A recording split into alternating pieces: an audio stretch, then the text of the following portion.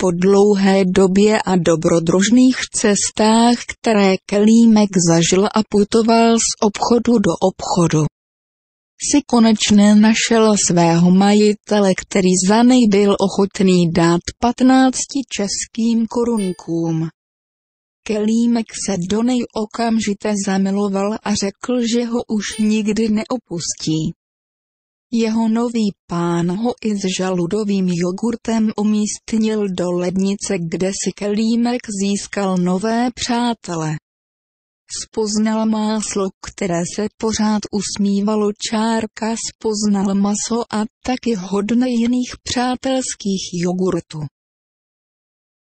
Avšak nic není nikdy dokonalé a po čase odešlo máslo.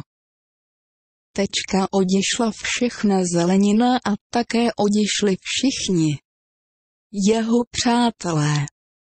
Kelímek ostal smutný sám v lednici jen s flaškami alkoholu a ti jakoby tam ani nebyli, protože byli non-stop ožraté.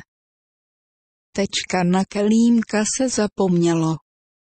Ale jednoho rána se lednice otevřela, Kelímek spatřil světlo světa a jeho pán si ho vybral.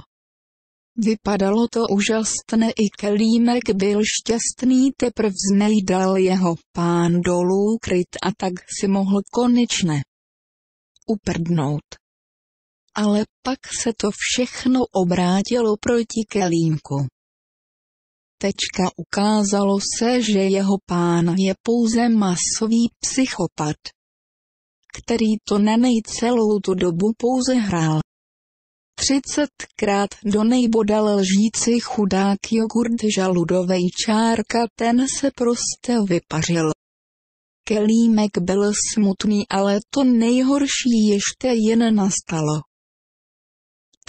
Jeho pán se vybral ke koši, v Kelímkovi bylo vidět strach. Ale bylo to pro nejštěstí v neštěstí. Jeho pán byl totiž idiot a recykloval, tak Kelímka vyhodil do koše na plasty. To znamená, že Kelímek přežil, ale co se dělo pak? Pokračování příště. Konec části číslo 1. Kelímek začíná.